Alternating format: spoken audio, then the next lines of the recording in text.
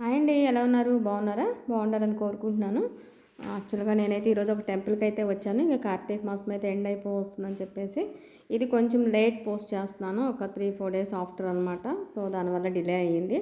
ఆ రోజైతే టెంపుల్ అంతా కూడా చాలా హడావిడిగా అయితే ఉంది మొత్తం అంతా కూడా.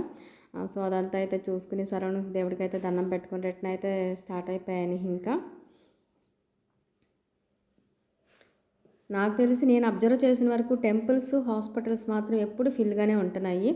అసలు దానికి రీజన్ ఏంటనేది భగవంతుడికే తెలియాలి. నెక్స్ట్ వచ్చేటప్పుడు ఆకుకూరలు అయితే తీసుకొనొచ్చాను. ఫస్ట్ టైం మిక్స్డ్ కర్రీలా చేద్దామని ఒక 4, 5 రకాల ఆకుకూరలు అయితే తీసుకొచ్చాననమాట. ఇంకా అది అన్నీ బాగు చేస్తూ ఆకుకూరలన్నీ పక్కన పెడుతూ నైట్ అయితే ఉప్మా చేసుకుందామని గోధుమ ఉప్మా అయితే స్టార్ట్ చేస్తూ ఉన్నాను. ఒక పక్కన ప్రిపేర్ చేస్తూ ఆకుకూర అయితే రెడీ చేసుకున్నాను. మొత్తం పాలకూర, తోటకూర, గోంగూర, మెంతికూర, సో, సంథింగ్ ఇలా 4, 5 రకాలైతే అన్నీ సెట్ చేసుకుని అన్నీ బాగు చేసుకుని కవర్లో పెట్టుకున్నాను. మార్నింగ్ హడావుడి లేకుండా ఉంటుందని. ఇంకా మార్నింగ్ లేచిన తర్వాత అయితే ఫ్రెష్‌గా కర్రీ చేసుకుంటే సరిపోతుంది ఎక్కువ హడావుడి లేకుండా. సో, నేనైతే ఎలా చేస్తున్నాను, మా పిల్లలు ఏం తింటారో ఏమో చూడాలి. వాళ్ళ మొహాలు చూడాలి అన్నం పెట్టేటప్పుడు. అన్నీ షేర్ చేసుకున్నట్టే చేసుకున్నాను. Please watch it. Thank you.